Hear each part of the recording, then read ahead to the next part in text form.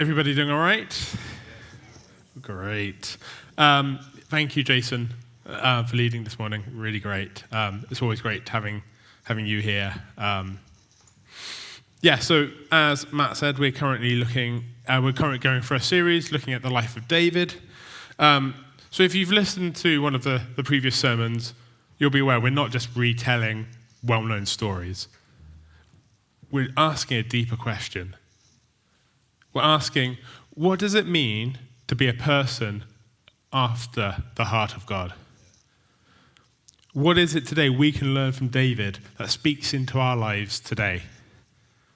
So as Matt said, today we're going to be looking at one defining characteristic of David: integrity. So if you have your Bible, please can you turn to 1 Samuel 24? If you don't have your Bible, it will appear on the screen. So, after David returned from pursuing the Philistines, he was told, David is in the desert of En-Gedi. So Saul took 3,000 able young men from all Israel and set out to look for David and his men near the crags of the wild goats. He came to the sheepfolds along the way. A cave was there, and Saul went in to relieve himself. David and his men were far back in the cave. The men said, "This is the day the Lord spoke when he said to you, I will give you your enemy into your hands for you to deal with as you wish." Then David crept up unnoticed and cut off a corner of Saul's robe. Afterward, David was conscience-stricken for having cut off the corner of his robe. He said to his men, "The Lord forbid that I should do such a thing to my master, the Lord's anointed, or lay a hand on him, for he is the anointed of the Lord." With these words, David sharply rebuked his men and did not allow them to attack Saul. And Saul left the cave and went his way. Then David went out of the cave, called back to Saul, Lord, my king." When Saul looked behind him, David bowed down and prostrated himself with his face to the ground. He said to Saul, "Why do you listen when the men say, 'David is bent on harming you'? For this day you have seen with your own eyes how the Lord gave you into my hands in the cave. Some urged me to kill you, but I spared you. I said, 'I will not lay my hand on my Lord, because he is the Lord's anointed.' See, my father, look at this place of your robe in my hand. I cut off the corner of your robe, but did not kill you. See that there is nothing in my hand to indicate that I am guilty of wrongdoing or rebellion. I have not wronged you, but you are hunting me down to take my life. May the Lord judge between you and me, and may the Lord avenge the wrongs you have done to me. But my hand will not touch you. As the old saying goes, from evildoers come evil deeds. So my hand will not touch you." Again, whom has the king of Israel come out? Who are you pursuing? A dead dog? A flea? May the Lord be our judge and decide between us. May he consider my cause and uphold it. May he vindicate me by delivering me from your hand. When David finished saying this, Saul asked, "Is that your voice, David, my son?" And he wept aloud. "You are more righteous than I am," he said. "You have treated me well, but I have treated you badly. You have just told me about the good you did me. The Lord gave me into your hands, and you did not kill me. When a man finds his enemy, does he let him get away unharmed? May the Lord reward you well for the way you have treated me today. I know that you will surely be king, and that the kingdom of Israel will be established in your hands. Now swear to me by the Lord that I will not kill off any of my descendants or wipe off my name from my father's family." So David gave this oath, and then Saul returned home, and David and his men went up to the stronghold. Now, I want you to imagine you've come home from a really long day at work, and the house you're currently living with, sharing with like 10 other interns, is literally shaking. Not from an earthquake, but from the film that they're watching in the basement. So this is what happened to me. I had an opportunity to act with integrity. I could have joined them. I could have gone and watched the film. I could have put some headphones on. I could have gone to a friend's house. I didn't. This is a film we'd watched many, many times. We knew all the bits, where all the loud bits were, where the quiet bits were, so I knew there was going to be a really loud bit and then a really quiet bit. So I took this opportunity, when the really loud bit, to sneak down and get right behind them. And when the really quiet bit came, I went, boo. Things were said. Jokingly, my integrity was called into question. But what we see in this passage is David acting with integrity beyond measure. And we saw the story, we see that Saul's picked up his pursuit of David. And Saul and his army have managed to force David and his people into an area where there's no real escape, but there's plenty of places to hide. Things don't look good for David. David and his men were hiding in a cave, and in walks Saul on his own to use the toilet. Saul didn't even allow any of his bodyguards to come in to check, whether this was because he was so full of himself, he didn't think he needed protection, or that he didn't want to spoil his image of somebody watching him go to the toilet. Regardless of why, David is now provided with a prime opportunity to take hold of the throne that God had given him. However, David is a man after God's heart, and we see him respond to this situation with integrity. When presented with the opportunity, those around him encourage him to grasp the throne. And they do this by using religious arguments that did not reflect the nature of God. They said, "This is the day the Lord spoke of when he said to you, I will give your enemy into your hands for you to deal with as you wish." They are urging David to kill Saul and make himself king. We often see portrayals of an angel sitting on one shoulder, the devil sitting on the other shoulder, kind of whispering to ourselves, kind of, do this, or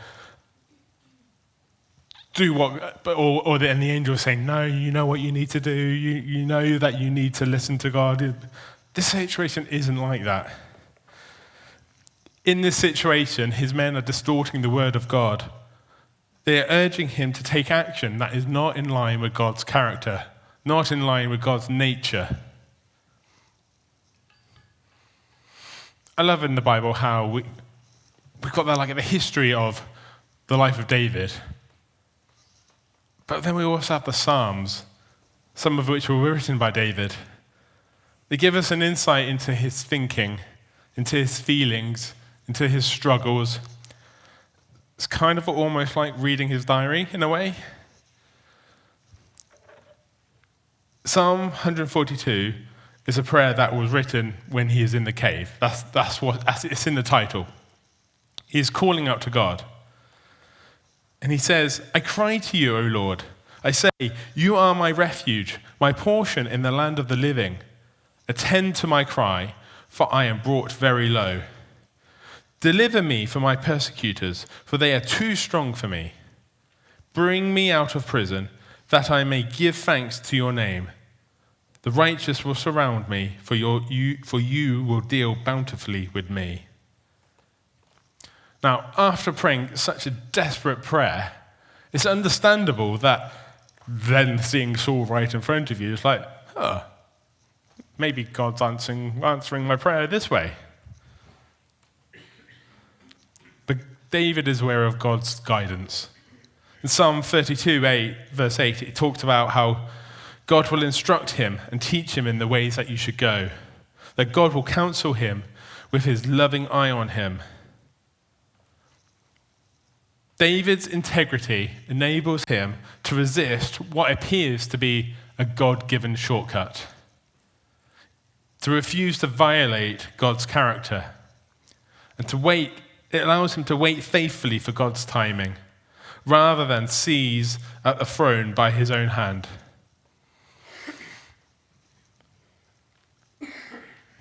We see in the New Testament how Jesus is offered a shortcut. In Matthew 4, he is tempted by the devil. It says, the devil took him to a high place, a high mountain, and showed him all the kingdoms of the world and their splendor. All this I will give to you, he said, if you bow down and worship me. Jesus is offered a shortcut to kingship. Just like David, this isn't a false promise. Jesus will receive all authority. He is the rightful king. But he refuses to grasp what is already promised, saying, away from me, Satan, for it is written, worship the Lord your God and serve only him. Just like with David's men, there is a distortion happening. For David, God's promise was twisted into permission. For Jesus, rightful authority is offered through wrong allegiance. But in both cases, something true was being used to justify something that went against God's character. Both refused to grasp what is already theirs by promise. But we see that David's response isn't perfect. He still cuts off a corner of Saul's robe. Even in restraint, there is hesitation. Even in obedience, there is still weakness. But yet David's conscience is sensitive enough to convict him immediately. And that brings us to our second point. David shows integrity by owning his wrongdoing immediately. It shows us something important. Integrity is not perfection. It is a heart that when it stumbles, quickly realigns itself with God. But why is he so conscience-stricken about just cutting a bit of cloth? In David and Saul's story, clothing is very symbolic. In 1 Samuel 15, Samuel interprets the tearing of his robe by Saul as a prophetic sign that God is tearing the kingdom from him. When preparing to face Goliath, David refuses Saul's armor, symbolizing his victory comes from faith in God, not human strength or conventional warfare. As John mentioned last week in 1 Samuel 18, Jonathan gave David his royal robe, his sword, his bow, his belt. And that symbolizes a covenant between them two. That this covenant is transferring Jonathan's status as heir to David. So if we jump back to today's passage, David is taking a portion of the royal robes. It was symbolic of taking away some of Saul's royalty.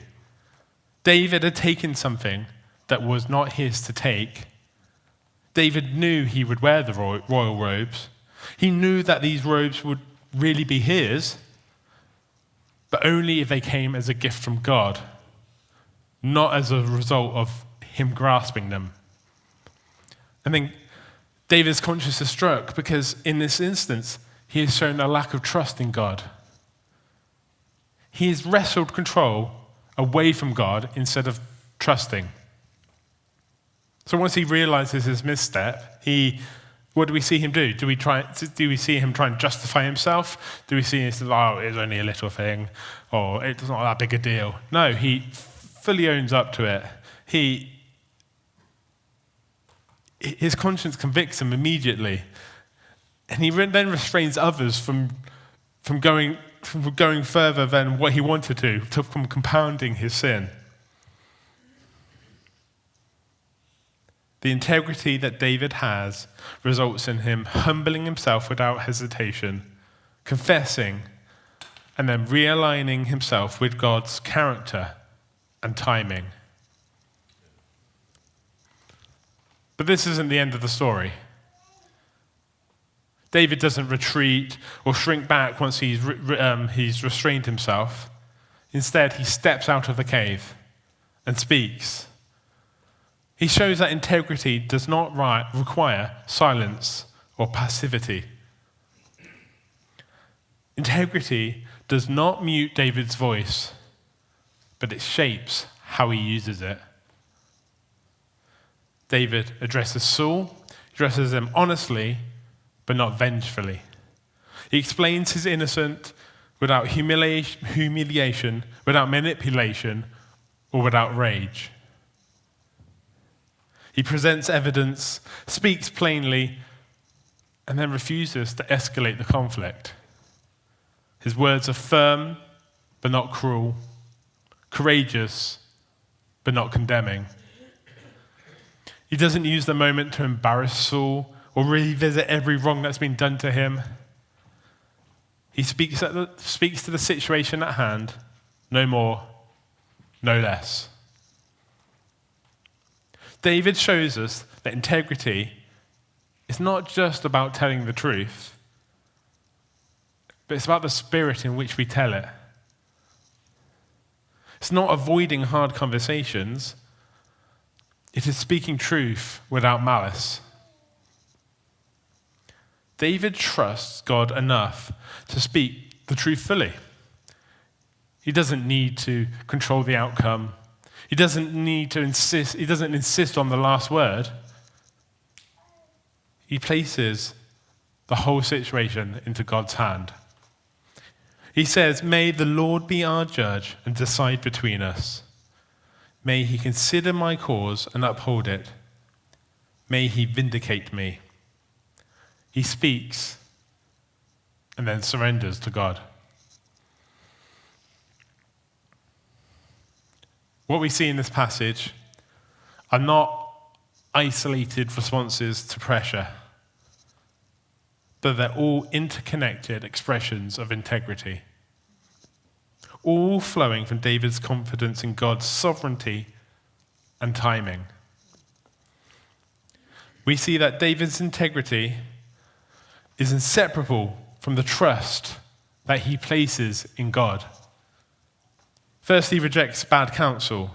He refuses the invitation of his men to kill Saul, choosing wisdom over the persuasive voices around him, demonstrating that trust in God's counsel shapes his restraint. Secondly, he takes responsibility. He recognizes the momentary lapse in trust, does not excuse it, he does not minimize it. Instead, his stricken conscience becomes a means of grace, drawing him back into God's trust in his purpose.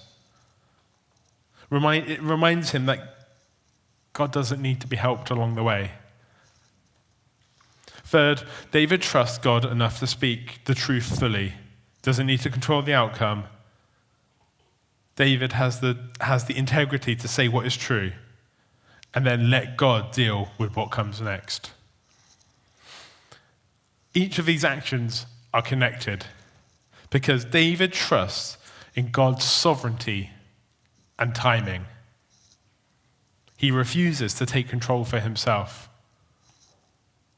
David knew he had been anointed to be king, but he would have to wait nearly 15 years from when he was anointed to actually coming king. And that's a really long time to wait for God's promises.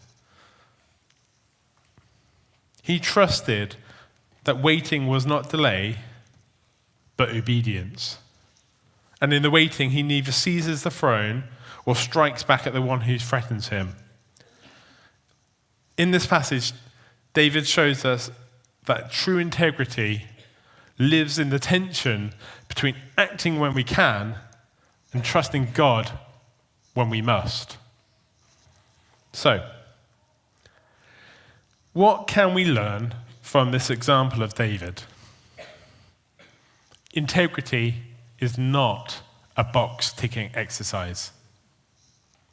It isn't simply behaving a certain way because we know we should or because people are watching. Biblical integrity is about a consistency between what we believe about God and how we act when pressure is applied. David's restraint in the cave was not rule-keeping, it was trust. It was a declaration that David believed in God's promises of security, of favor, and guidance, more than he trusted his own ability to manage the outcome. I'm a problem solver. If I see an issue, I need to fix it. No matter how small, how big, I need to get in there and fix it. And when I can't fix it, I feel anxious, restless, unsettled. And then if there's a solution and God says no, it's like, that is so obvious, come on. It's hard. Waiting on the Lord is really hard sometimes, especially when it's obvious. When acting now would just relieve this, it would just like, now that's sorted, I can move on. Now, I struggled to plan a sermon without a Lord of the Rings reference. There's that moment where Gandalf reminds Frodo, a wizard is never late, nor is he early. He arrives precisely when he means to. God is not late in fulfilling his promises. If God had made David king when he was anointed to be king, he would have just been a teenager. Would he have been the best king that he could possibly have been as a teenager? Probably not. David shows us that waiting for God is not an inactivity, it's not indecision, and it's not weakness. Integrity is choosing not to grasp control when control is within reach, or when taking matters into our own hands would make complete sense. It's trusting God's character when circumstances create pressure to compromise. David waits not because he is passive, but because he trusts in the journey. The author Rick Joyner once said, "Between the place where we receive the promise and the promised land, there will be a wilderness that is the opposite of what we have been promised. That wilderness is where our faith in God is purified and our knowledge of ourselves becomes much more realistic." David understood this. He knew that if God had promised him the throne, then God can be trusted with the timing. And so must we. I feel God is really wanting me to talk specifically to the people in the room here that are waiting. To those that find themselves in the wilderness between the promise and the promised land. I urge you, in the words of V. Raymond Edman, never doubt in the dark what God told you in the light. But my question today is, are you waiting well? Are you waiting with integrity? Are you believing that the same God who promises the outcomes can be trusted with the process?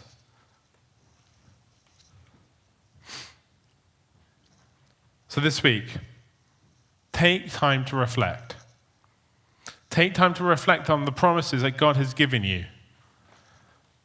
They might be big promises. They might be small promises. They might be promises that you've been waiting for decades. There might be promises that you've been waiting for a few weeks, few months. Are you waiting with integrity? If you want somebody to stand in prayer with you today, there will be people back here ready to pray with you, ready to stand with you side by side. If you're part of a life group, if you're not part of a life group, join a life group. Get a little plug there. If you are part of a life group, share your promises with your life group. Share where it's hard to wait.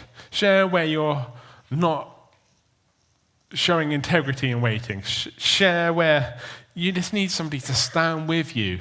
Someone who you know is praying for you, praying for the promises, but praying for you in the waiting, in the wilderness. And also, as an encouragement, if you're having promises that are being fulfilled, share those as well. Thank you.